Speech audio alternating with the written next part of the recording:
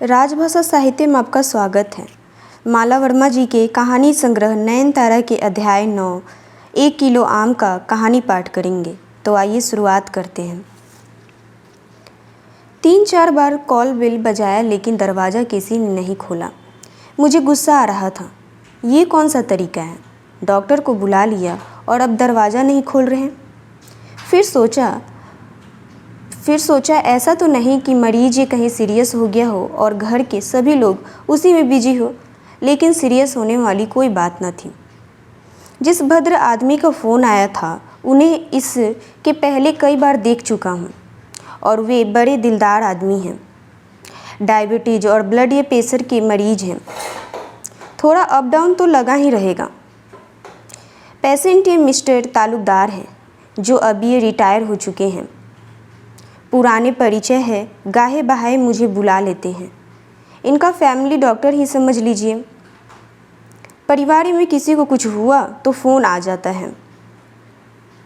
मैं 5वीं बार call bell दबाया और इस बार थोड़ी देर तक ये उंगली दबाए रखी। एक नौकर ने दरवाज़ा खोला और तेज़ी से सलाम डॉक्टर साहब बोलकर खिसक गया। कुछ पूछूं इतना वक्त ये उसने नहीं दिया। ऐसा तो वो कभी नहीं करता। एक छोटा आंगन पार करके मैं बरामदे में पहुंचा। अभी इधर उधर ये ताकता, आवाज़ देता, घर की बहू बाहर से निकली और मुझे हाथ ये जोड़ प्रणाम किया और एक कमरे की ओर इशारा किया। ये ड्राइंग रूम था जहां मैं मिस्टर तालुकदार का चेकअप करता था। अभी कमरे में कदम रखता कि एक तीखी कर्कश से नारी स्वर सुनाई दी। तुम ऐसा करोगे इसकी उम्मीद मुझे नहीं थी। शुगर पेशेंट हो, तुम्हें मीठा से परहेज करना चाहिए। मैं इतना जतन से खाना बनाती हूँ, तुम्हारा ख्याल रखती हूँ, फिर भी तुमने चोरी छुपे 1 किलो आम मंगाकर खा लिया। थोड़ा थोड़ा आम तो मैं देती ही हूँ, लेकिन एकदम से 1 किलो आम 24 घंटे के भीतर? वो तो नौकर ये के छिलके फेंकते हुए पकड़ लिया, वरना मुझे पता ही न चलता। तुमको तो घर से नहीं निकाल सकती, लेकिन उस नौकर को ज़रूर निकाल करूँगी। नौकर तुम्हारा हितैषी नहीं, दुश्मन है। अब तबीयत खराब हुआ तो चुपके से डॉक्टर साहब को बुला लिया। डॉक्टर को आने दो, मैं सब विस्तार से बताऊंगी। मिसेज तालुकदार रुकने वाली मूड में नहीं थी। इस बीच मौका देखे मैंने दरवाजे पर थाप दी। मुझे देखे मिसेज तालुकदार ये फिर शुरू हो गई। डॉक्टर साहब, ये आदमी हमको बहुत परेशान करता है। आपने मीठा खाने को मना किया था और ये आदमी किसी की बात नहीं सुनता। बताइए भला, शुगर का मरीज एक दिन में 1 किलो आम खाएगा तो क्या होगा? इसको कुछ हो गया तो हमारा क्या होगा? इसको आपने जान की परवाह नहीं। जितनी भी मना करो उतना मीठे के पीछे भागता है। कल हम बाज़ार नहीं गए तो नौकर से चोरी छिपे मंगा लिया। प्लीज़ डॉक्टर साहब, आप इन्हें समझाएं, वरना बहुत ही नुकसान हो जाएगा। बेटा बहू अलग गुस्सा हो रहे हैं। आप शांत हो जाइए मिसेस तालुकदार, मैं जांच करके देखता हूँ। थोड़ा अप डाउन होने से खतरा नहीं होता। मिसेस तालुकदार ये बड़बड़ाती भुनभुनाती कमरे से बाहर निकली और मैं वहीं एक कुर्सी पर बैठ गया। मिस्टर तालुकदार ये के चेहरे पर ये मैंने नज़र डाली। वहाँ अपराध या बोधी के बदले एक तृप्त तसल्ली का भाव लहर रहा था। चोरी छिपे 1 किलो आम खाने का कोई पश्चाताप नहीं। उल्टे बोल पड़े। क्या बताऊं डॉक्टर साहब, मीठा खाने पर इतना कंट्रोल ये मुझसे बर्दाश्त नहीं हुआ और मैंने नौकर से आम मंगवा लिया। आम का सीज़न चल रहा है, अभी न खाऊं तो कब खाऊंगा? अब ये आम मेरे लिए बाज़ार में बैठा तो नहीं रहेगा। कुछ दिनों का खेल है, फिर बाज़ार से आम गायब हो जाएगा। अब पूरा वर्ष इंतज़ार कीजिए। कोई कितना मन को मार सकता है? आज आम खाने की तलब ये हुई तो अगले साल तक बैठा रहूं? घर के लोग तो समझते ही नहीं। खुद तो खूब मीठा खाते हैं और मुझ पर कंट्रोल करते हैं। आज तो बेटा बहू भी दोनों 2-4 बातें सुना गए। यही नहीं, 8 साल का पोता भी सलाह दे गया कि दादू, इतना आम नहीं खाना चाहिए तुमको, शुगर की बीमारी है। सब के सब हाथ धोकर पीछे पड़े हैं। 1 किलो आम ही खाया है, कोई 1 किलो जहर तो नहीं पी लिया कि तुरंत लुढ़क जाऊंगा। अब यह आप ही बताएं डॉक्टर साहब, अपने मन को कितना जब्त करूं? ये 8 वर्षीय का पोता क्या जाने शुगर क्या होता है, पर बड़ों की बातें सुनिए मुझे सुना गया। अब तो यही कहूँगा कि आप मेरी दवा का डोज बढ़ा दीजिए, शुगर नॉर्मल हो जाएगा। रिटायर होने के बाद मेरी ज़िंदगी अपनी नहीं रह गई। ऐसा लगता है मेरी ज़िंदगी छिन गई है और मैं एक ये कैद खाने में बंद हूँ। जो खाना मिले चुपचाप खा लूँ, कोई प्रतिक्रिया न करूँ। इससे अच्छा तो सर्विस ये करते हुए ही दिन व्यतीत हो रहे थे। अभी भी कोशिश में हूँ कि कहीं पार्ट टाइम का जॉब मिल जाए तो कर लूँ, वरना तो इस 4 दीवारी के बीच सिर्फ ये नसीहतें ही नसीहतें सुनने मिल रही हैं। मिस्टर तालुकदार, मैं आपकी बात समझ रहा हूँ, लेकिन एक डॉक्टर होने के नाते आपको यही सलाह दूंगा कि एक दिन में इतना आम नहीं खाना चाहिए था। आपके परिवार वाले आपसे प्यार करते हैं, इसलिए वे आम खाने से रोक रहे हैं। आपकी ज़्यादा से ज़्यादा लंबी आयु हो, आपके परिवार वाले यही चाहते हैं। आप आम खाइए, मैं नहीं रोकता, किंतु हिसाब से। एक आधी पीसी खा लीजिए, उसमें कोई नुकसान नहीं, लेकिन एक दिन में 1 किलो आम उचित नहीं। आम तो मुझे भी बहुत पसंद है और अब मैं भी डायबिटीज़ का शिकार बन चुका हूँ। आपकी तरह मेरी भी मन करता है ढेर सारे आम खाऊं, लेकिन ये बात ठीक नहीं। आप अपने दिल दिमागियों से दूसरी बातें में लगाएं और ये कुछ दिन के लिए आम को भूल जाएं। मैं दवा लिख देता हूँ और इसे नियमित लेते रहें। बीच बीच में शुगर टेस्ट ये करते रहेंगे और ये मुझे फ़ोन कर कर अपडेट देते रहें।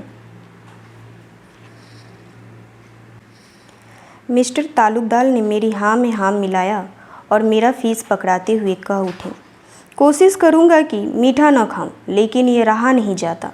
जितना सोचता हूँ कंट्रोल करूँ, इच्छा और ये बलवत्त होती जाती है। अच्छा, नमस्कार डॉक्टर साहब, जैसा होगा मैं आपको खबर करूँगा। घर वालों का क्या है, वो तो मुझे चाय में तनिक चीनी देना पसंद नहीं करते।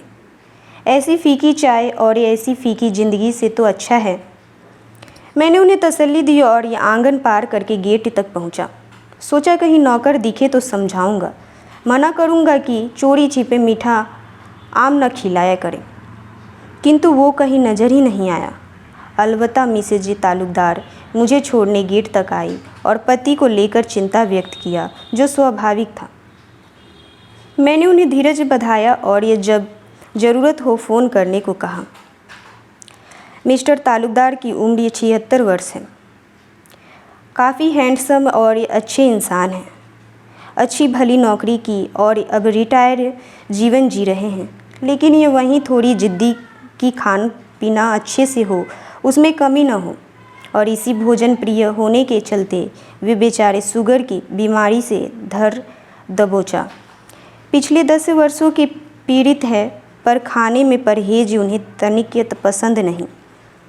आंख बचाकर कुछ न कुछ खाते रहते हैं, फिर तबीयत खराब होती है। घर के बाहर टहलने के लिए निकलकर मीठा लपक लिया। तबीयत अभी थोड़ा नाजाज है, इस वजह से घर में कैद है, पर उसी ने नौकर ने 1 किलो आम ये मिसेज मैनेज करके खा ही लिया। यहाँ से थोड़ी दूर तक एक हाट बाज़ार लगा है। सोचा कुछ फल फ्रूट या हरी सब्जी के घर लेता चलूँ। स्कूटर एक साइड ही किया और कुछ सब्जियाँ खरीदी। बाज़ार में एक जगह फलों की जमात लगी थी, वहाँ से 1 किलो चौसा आम खरीदा और थोड़ा आगे बढ़ने पर एक मिठाई की दुकान पर रुका। पत्नी कई दिनों से रसगुल्ला खाने के लिए बोल रही थी, खरीद लेता हूँ, सरप्राइज़ आइटम होगा।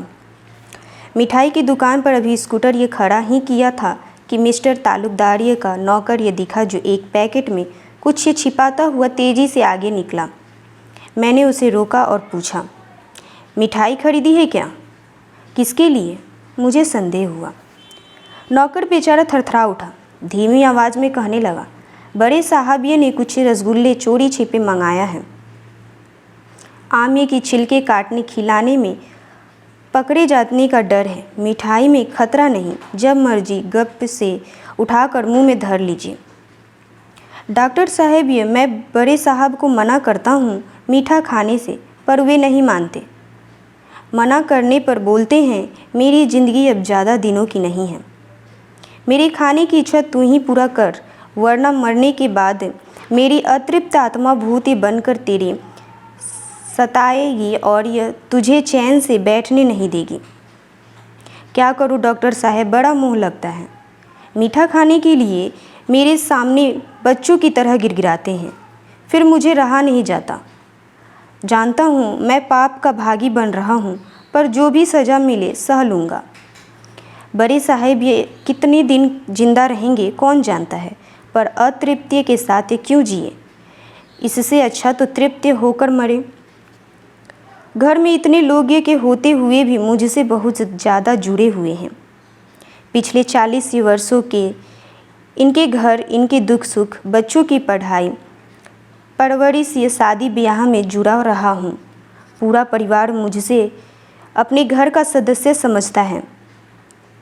इस 1 किलो आम खिलाने के लिए मेम साहब ये बहुत गुस्सा थे।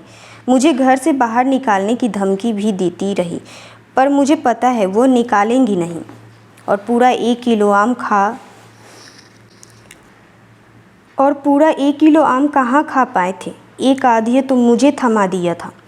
मैंने मेम साहबे को बताना समझाया, लेकिन वो तो इतने गुस्से में थी कि मेरी बात पर विश्वास नहीं किया। बार बार 1 किलो आम कह के गुस्सा होती रही, पर उनके नाराज़ होने से बड़े मालिक को कोई फ़र्क नहीं पड़ता।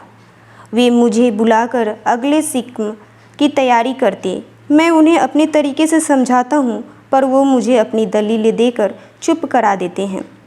उनका ये कहना कि जब तक मैं जीवित हूँ तभी हर चीज़ का आनंद ले सकता हूँ। मरने के बाद 1 चम्मच पानी भी मेरे हलके से नीचे नहीं उतरने वाला।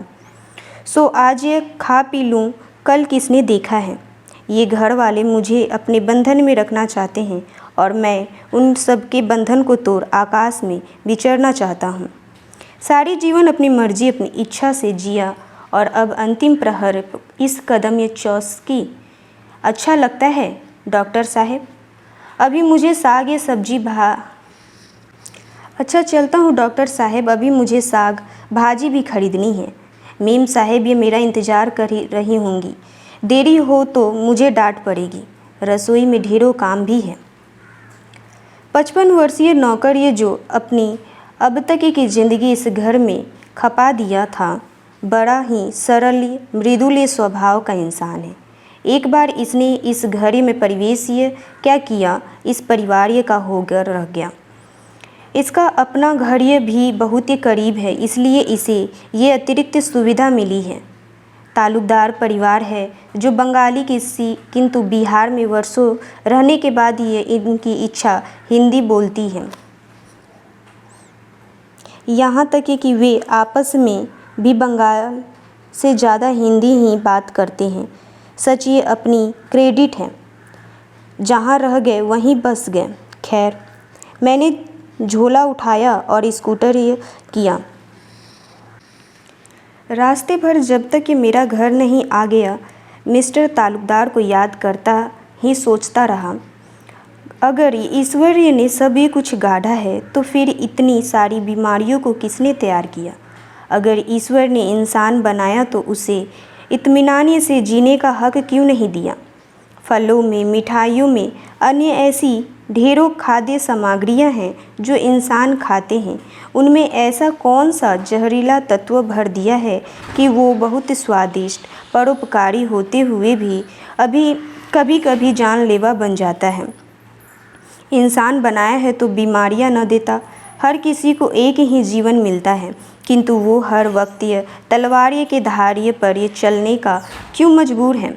हर दिन, हर क्षण कितनी परीक्षाएं देता है। ईश्वर ने हर मनुष्य को अपनी संतान के रूप में गाढ़ा है, लेकिन इतना दुख एक पिता कैसे देख सकता है।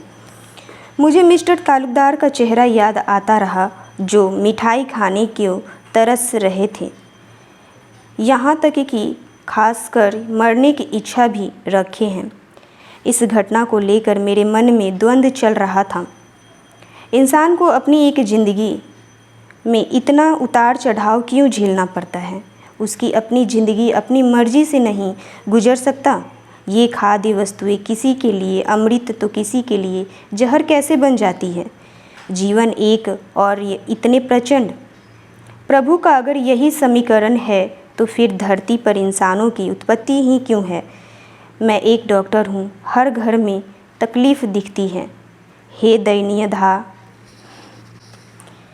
दया निधान, मैं बिल्कुल तुम्हारे खिलाफ़ हूँ। तुम इतने क्रूर कैसे हो सकती हो? इन सब ये प्रश्नों का पूर्ण विचार्य होना चाहिए। ये तो बड़ी नाइंसाफ़ी है।